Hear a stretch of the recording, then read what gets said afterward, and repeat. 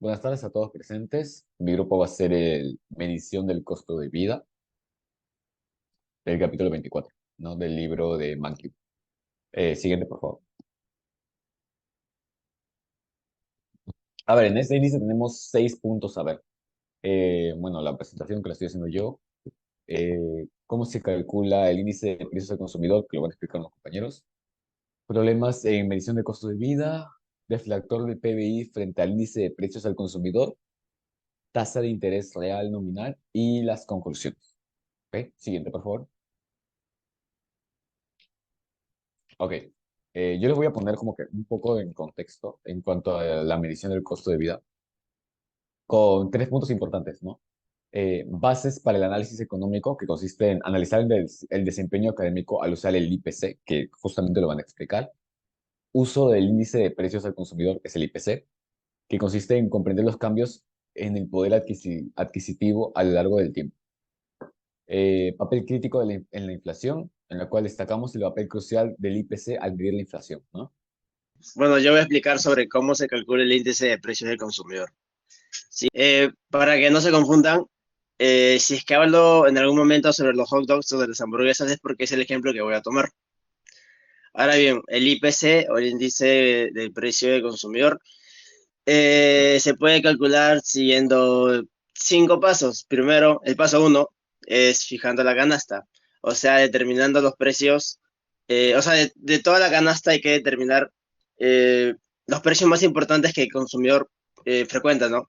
En este caso, entre los hot dogs y las hamburguesas, el, el, el consumidor frecuenta más los hot dogs. Bueno, sí, bueno, capaz no saben de lo que estoy hablando, pero al final va a aparecer el ejemplo. Ahora, paso dos, encontrar los precios. Una vez que ya resaltamos los precios más importantes, hay que hallar los precios de cada bien, de cada producto consumido. Bueno, no hay mucho más que explicar, ¿no? Solamente eso. Ahora el paso 3. El paso 3, calcular el costo de la canasta. Es la suma, o sea, es como que eh, es el precio de cada bien multiplicado por la cantidad que se consume de ese bien.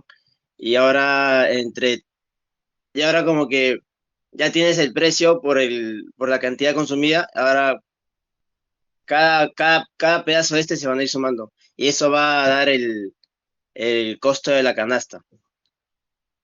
Ahora paso 4. Allá. Elegir un año base y calcular el índice.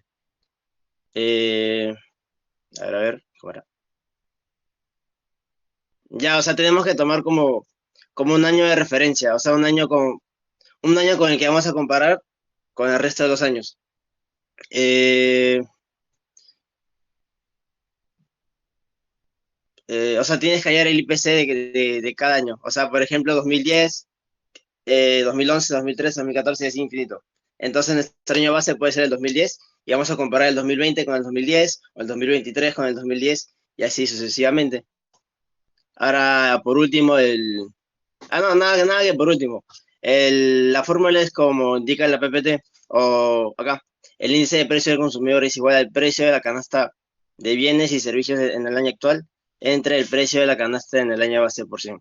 Por ejemplo, pones el IPC del 2012 ¿qué hablo? La canasta, o sea, todo lo consumido en cierto año entre todo lo consumido del año anterior, por 100. O del año base, mejor dicho. Y el paso 5 es calcular la tasa de inflación. Hay muchas formas de calcular la tasa de inflación, pero se puede calcular a través o sea, tomando como dato el IPC.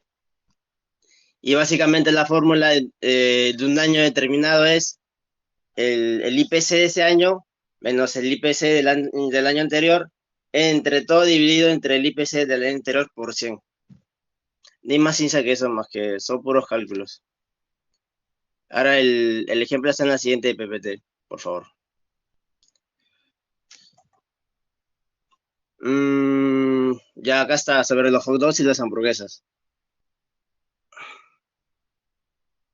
Ah, ya lo que le dije sobre resaltar cuál es el bien que más se consume en este caso es el hot dog. Después el precio de cada bien. Y bueno, en cada año, ¿no? En el 2010 está, por ejemplo, el hot dog un dólar, un sol o su unidad de dinero. En el 2011 está 2 y en el 2012 está 3. Y, por ejemplo, en el 2010 está 1 y se consume 4. Claro, porque en el ejemplo te dice que la cantidad que se consume es constante. O sea, se va a consumir 4 hot dogs en el 2010, en 2011 y en el 2012. Y ahora, por ejemplo, para el 2010 tienes que multiplicar un 1 por 4 más 2 por 2 y eso te da 8. Y así con los años. Bueno, acá solamente tomas 3 años, pero se puede seguir tomando más años. Ya. Y ya bueno, tienes que elegir el año base. En este caso, en el ejemplo, te va a tomar el año base como el 2010. Es por eso que todos se dividen entre 8 porque el costo de la canasta del 2010 es 8. Entonces, eh, para calcular el IPC del 2011 es, ay, ¿qué dice? Es 14 entre 8 entre 100. Y 2012 es 20 entre 8 por 100. Y así va sacando el IPC. Y por último, tienes que utilizar el IPC para calcular la inflación. En este caso, ya tienes todos los datos de los IPC de cada año. Entonces, por ejemplo, si quieres hallar del 2012, pues vas a usar el año del IPC del 2012, que es 250, menos el del año anterior, que es 175, entre el IPC del año anterior, que es 175 igualmente, y lo multiplicas por 100. Y eso te da el porcentaje. Vamos a hablar respecto a los problemas con la medición del costo de vida. El costo de vida es interesante, pero no es perfecto. Para eso tenemos tres problemas importantes. El primero de ellos es el sesgo de sustitución. El exceso de sustitución es que los cambios de los precios no son proporcionales. Algunos precios aumentan más que otros. Y lo que ocurre acá es que los consumidores compran menos de lo que sube más el precio y al mismo tiempo empiezan a comprar más de lo que no empieza a subir tanto o su precio disminuye. Y esto tiene una principal, el exceso de sustitución tiene una principal causa, que es el hecho de que la BLS asume una canasta básica fija con la misma cantidad de productos. Un ejemplo para esto podría ser con las manzanas y peras. Imagínense que en un primer año las manzanas están más baratas que las peras y la gente empieza a comprar más manzanas. Pero el año siguiente las peras empiezan a estar más baratas que las manzanas y las personas empiezan a usar más, a comprar más peras. Sin embargo, la BLS mantiene en su canasta básica fija la misma cantidad de manzanas y eso genera una diferencia del costo de vida. Siguiente. Nuestro siguiente problema es la introducción de los bienes nuevos. Cuando hay más bienes nuevos, hay más variedad de bienes para elegir y al mismo tiempo hay un menor costo de mantener el bienestar económico. Y con esto uno de los principales temas es que cada unidad monetaria se llega a ser más valiosa. Eh, un ejemplo se da con los videograbadoras que empezaban a sustituir en un cierto punto a los cines. Y esto generó que, como también el problema de la canasta fija de bienes y servicios, los bienes que la canasta fija se mantenían los bienes se tenía el hecho de ir al cine. A diferencia, pues, demoró mucho tiempo el introducir las videograbadoras a canasta fija, por lo que eso no se contabiliza en el costo de vida. Siguiente. Y nuestro tercer problema fundamental es el cambio no medido en la calidad. Si la calidad de un bien se deteriora y el precio sigue constante, disminuye la moneda. Pero si es que el precio... Y así se ocurre de manera viceversa. Hay un problema para medir esto, es que la calidad no hay una forma objetiva de definirla, sino que depende de cada persona como lo considere. Un ejemplo de esto es en los automóviles. Un modelo de automóvil, si tiene más caballos de fuerza o produce mayor rendimiento por milla al año siguiente, se ajusta su precio de bien para una relación de cambio de calidad. En esencia, tratar de calcular el precio de una canasta de bienes en calidad constante. Sin embargo, como mencioné, el problema es que la calidad es difícil de medir y llega a ser subjetiva dependiendo de cada persona lo que considere. Ahora exploraremos los dos indicadores económicos fundamentales, que es el deflactor del Producto Interno Bruto, el PBI, y el índice de precios al consumidor. Esto nos ofrece valiosa información sobre la salud económica de un país. Y imaginemos, hablando del deflactor del PBI, imaginemos que estamos observando la economía de un pequeño país que produce solo dos cosas, manzanas y libros. En un año base, produce 100 manzanas y 10 libros, con un valor total de 200 soles. Al año siguiente produce 110 manzanas y 12 libros, con un valor nominal de 220 soles. ¿Pero realmente ha crecido la economía? Aquí es donde entra el deflactor del PBI.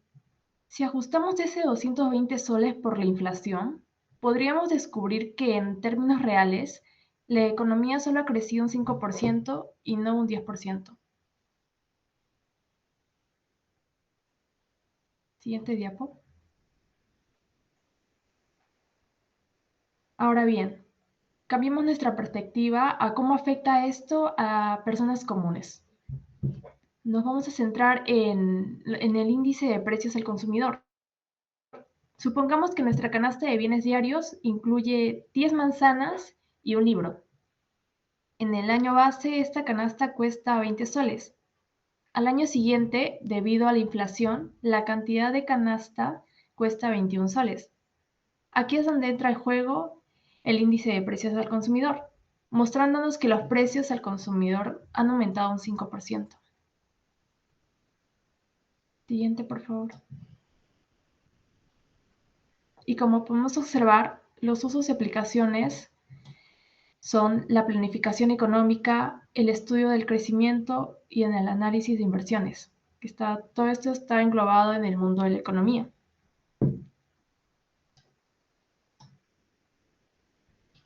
Para calcular el PBI, primero se debe identificar el índice de precios.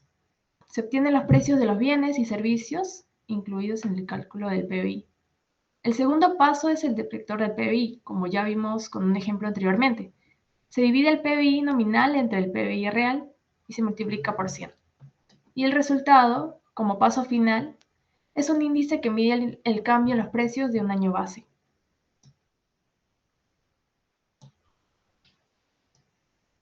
Ahora, la relación entre el deflactor del PBI y el índice de precios al consumidor es muy importante, pero también existen diferencias claves como la amplitud de cobertura, el enfoque, el objetivo.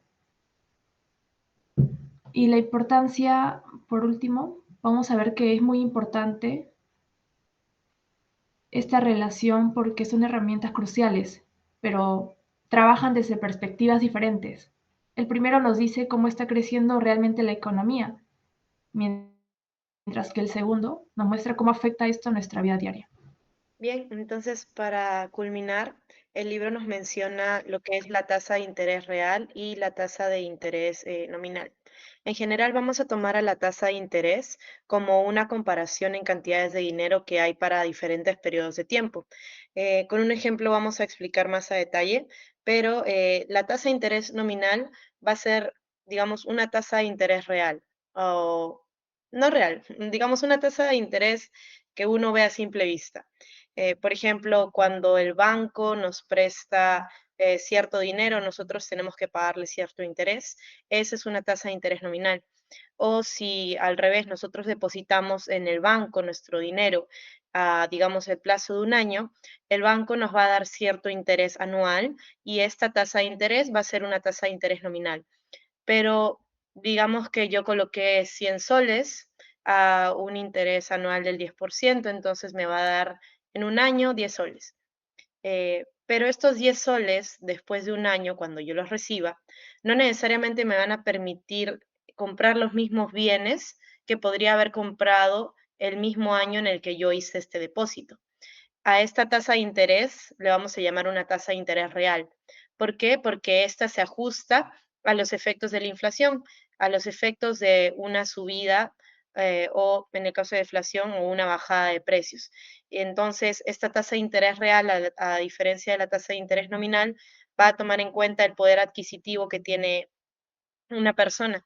Y por eso se dice que hay una relación inversamente proporcional entre la tasa de inflación y el poder adquisitivo. ¿Por qué? Porque, por ejemplo, en el ejemplo de los 100 soles, donde llego a tener 10 soles a futuro, si la tasa de inflación es muy alta, los precios van a subir mucho y eso va a hacer que mi capacidad o mi poder adquisitivo sea menor. Si antes podía comprar con 10 soles 10 lápices a un sol cada uno, si ocurre inflación a un gran nivel, tal vez solo pueda comprar 5 lápices a 2 soles cada uno.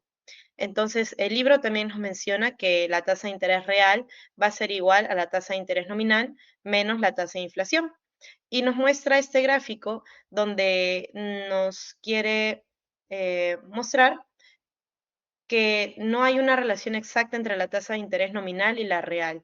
No porque una aumente implica que la otra aumente. Sin embargo, cuando hay inflación, vamos a decir que la nominal es mayor a la real. Y cuando haya deflación, se va a decir que la real es mayor a la nominal. Y ahora pasemos a las conclusiones. En conclusión a todo lo que han explicado, ¿qué podemos decir? Yo destaqué tres. Bueno, destacamos tres puntos, perdón. Destacamos que la inflación constante ha tenido un efecto significativo en el valor real de las monedas, disminuyendo su poder de compra a lo largo del tiempo. Se señala que, aunque se ha abordado la medición, el próximo enfoque se centra en comprender las determinantes a lo largo del plazo del PBI y el nivel de precio. Y como último punto, se resalta cómo estos índices facilitan la comparación de cifras en dólares de diferentes periodos, proporcionando una visión más clara de los cambios económicos a lo largo del tiempo, ¿no? Ya, gracias.